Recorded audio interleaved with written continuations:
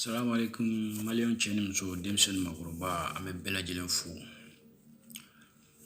Ame bela jelen fu ni watina. Amanga transition mo fu. Tanga président Numa et notre espoir. En genou ga sadi nyama bi no asim goitaye. Ame asim fu. Bon, message donc à la cette transition vraiment message du ou qu'à soutien de toujours mais comme enfant nous sommes des citoyens et puis encore un diplôme bambolo mais malgré tout ça angera barakela oui bon on s'est débrouillé avec un débrouillé ya donc fin dodo transition vraiment on a dans nos enfant qui n'a hakina fuko et fait un genou donc un bon ya nyona comme nous sommes des cailles. Donc nous retenons un peu ce qu'il faut qu'avant fou le directeur de ces mots connaît on va fou kosobe nous retenons vraiment il est bien avec Kaika Béa trônement fort. Il était une fois commandant campagne, comment on fait Garouga commandant de campagne commandant de campagne au camp de la garde nationale de Caille. Vraiment en bas fou kosobe. Donc on be Malki Diaw fou, on be Ismaël Wage fou, on be Sadou Kamara fou. Nous be en croquet oui, en croquet vraiment. C'est notre grand frère, un grand frère Bodo, un bout fou vraiment. Bon, quand même, les grands frères Odo. Donc, au Bolmagero, la SIC. Donc, ni Chamambe Omega Décor. Je suis artiste peintre. Donc, on me peintre, et décoration. Donc, là, donc, vraiment, on me bella de l'info, watina, on m'a espoir ou befou. Ambe alu jalo fou, ambe batuli nyang, papa nyang, ambe nyang, mourouba ambu bela jiran fou, ambe adira fou, anga sirpu kiamba fou, ambe mbouye fou depuis nyoro, amanga notable befou, am kay notable, amanda siram damas ambe bela jiran fou ni watina. Donc nega message kungurun de do, message surman de do. Donc à propos de la transition vraiment ne ka hakilina yɛrɛ kun ye mun ye donc comme n ye kaye au nom de la jeunesse cayenne vraiment on m'a fait ka transition mɔgɔw vraiment u ka lajɛ u ka kaye ko jatemina n'an ko k'u ka kaye ko jatemina donc kaye ka jeunes ka job ko baara ko u ka lajɛ tel que n'i y'a ta ka jatemina bi n'i y'a ye ko sunkala taga cayara bi kaye don parce que kaye n'a dafe dugu kaye dugu bɛ dugu la yɛrɛ olu tɛ métier yɛrɛ fɛ yɛrɛ olu ka métier principal yɛrɛ donc mun b'u kunna dɔrɔn an ka taa kɔgɔji kan donc mais est-ce que ni emploi nana créer kaye kana essayer denmisɛnninw yɛrɛ kana ye k'a fɔ ko vraiment donc ni ye métier dɔ ye i jɔ ka taa kalan kaye dugu kɔnɔ donc a bɛ taa est-ce que tunkara taga bɛ jugu hakili la wa donc transition aw bɛ ka kɛlɛ min kɛ faransi ka taa yan fɛ faransi ka don yan fɛ faransi ka bɔ yan fɛ ou bien k'a fɔ k'aw bɛ nord-du recruter non maa ma ban o ma aw bɛ se ka nord-du recruter parce que o bɛ se ka caman bɔ rébellion na parce que mɔgɔw bɛ yen olu tile kɔnɔ ka dɔrɔmɛ 20 sɔrɔ c'est rare o n'a fɔra olu bɛ nin ko ninnu ka cɛ bon u dun attaque o attaque i b'a sɔrɔ u bɛ se ka sa prime dɔw ye i b'a sɔrɔ u bɛ d'u ma à chaque attaque donc vraiment ils sont obligés k'a fɔ k'u bɛ to o rébellion kelen na et ils n'ont pas de choix bon i dontɔla i bɛ forcer de mais ni donna sɔrɔsi jɛ don ni donna i bɔ man di mais est-ce que ni jobu nana créer ka mɔgɔw don ta k'u bila baara la donc ça va diminuer vraiment le chômage donc o yɔrɔ don aw bɛ Kayi ka jeunes aw b'u jateminɛ kosɛbɛ il y a plein de travailleurs à Kayi baarakɛla baden de bɛ Kayiba Jabate kɔnɔ a tɛ ban yɛrɛ Kayi ka jeunes presque Kayi ka jeunes bɛɛ baarakɛla n'i y'a mɛn ko ayi ko mun bɛ tan ko a bɛ tan c'est faux et archi faux tigakisɛ kelen de bɛ tiga bɛɛ tɔgɔ tiɲɛ sinon Kayi ka jeunes bɛɛ baarakɛla Kayi ka jeunes foyi tɛ mun tɛ baara kɛ i y'a faamu donc transition qu'a adressé ministre de l'emploi ani ministre de comment dirais-je l'administration territoriale ani ministre des affaires étrangères ani mun bɛ tunga tagaw ka ministériya la bon aw bɛɛ don ani ministre de la culture aussi donc ministre de la culture o ka message yɛrɛ fana ye donc Kayi an ka Kayi n'i y'a ta ka jateminɛ artisanat dayɛlɛla Kayi ça vaut plus de 4 ans maintenant ça vaut plus de 4 ans ou 5 ans a b'a bɔ bi artisanat tout jusqu'à présent a ma dayɛlɛ artisanat ba don a dayɛlɛla Kayi yan a ma dayɛlɛ jusqu'à présent vraiment o ye degun ye Kayi jeunesse kan o ye ministre de la culture ka pari ye vraiment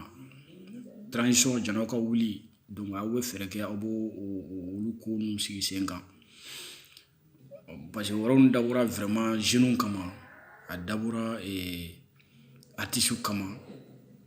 a dabɔra bɛɛ kama toutes les artistes ma bɔ artiste la bɛɛ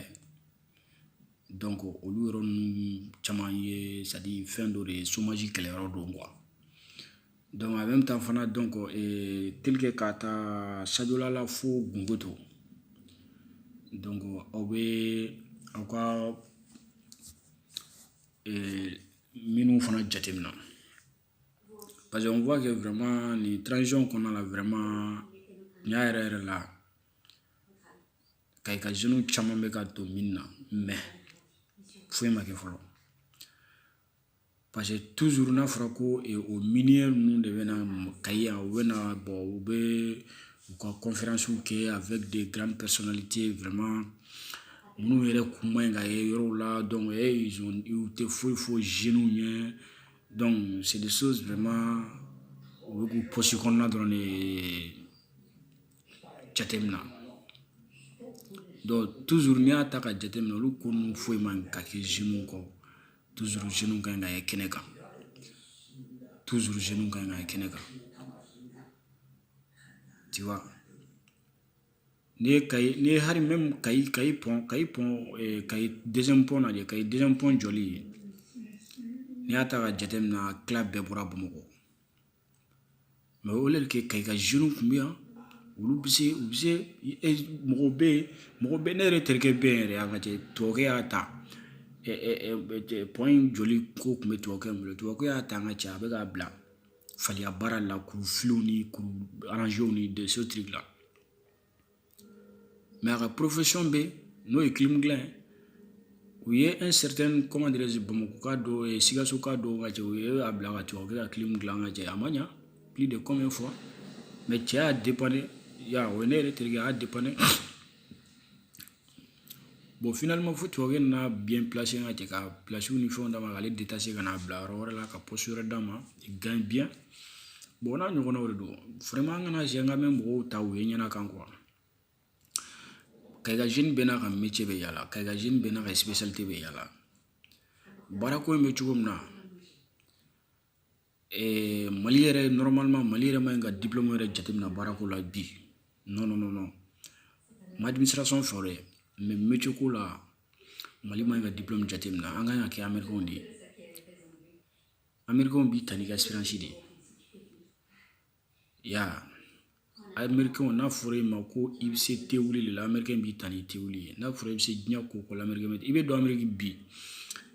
bi sini ngene ube ta barake papier ube barake papier ñini ibe barake papier ñini ngaje donc pour que ga se ga barake spécialité mbila ube mun ka dire itoke